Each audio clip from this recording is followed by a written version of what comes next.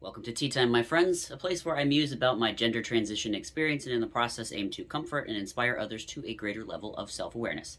I am Artemis, and I recently did a collaboration with quantum healer Arianna of Thick Goddess Energy podcast, and I'm excited to share a little with you here, and if you're interested, please check her out. The link to our hour-plus long podcast we did will be in the description box below. Ever since my ayahuasca retreat, I've been even more interested in topics like quantum reality, consciousness, and the spiritual in pursuit of healing and experiencing other vibrational realities and possibilities. The topic of our conversation was on free will. How much of it do we have? What does that mean for the choices in our lives? And how does that relate to the sex and gender discussions of today? I was thrilled to weave an evolutionary science view of this topic together with someone who focuses much more on the quantum science and the spiritual side, something I aim to do more on this channel.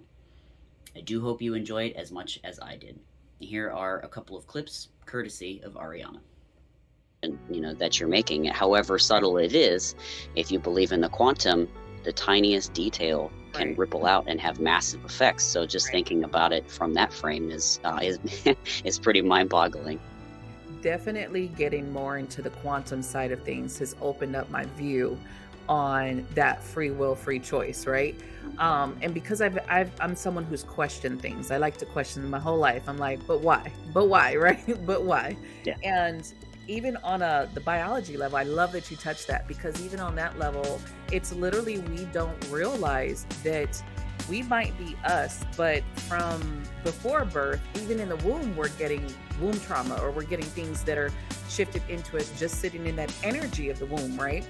Not to mention on the DNA level of when you spoke about epigenetics, which talks about these markers that are in there waiting for these. Actually, they're programmed to activate at certain times. Always have to be right. You're definitely far off.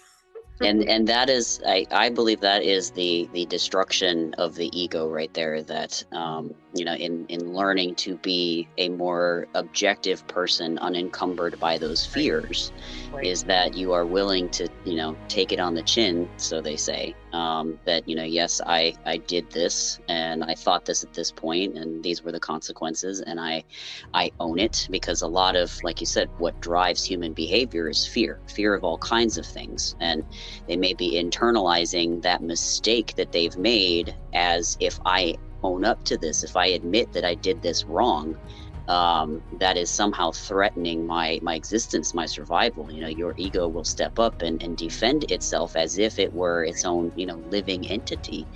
At least that's how I've kind of seen it, and that's why I believe a lot of people will fight to avoid taking any kind of responsibility for that.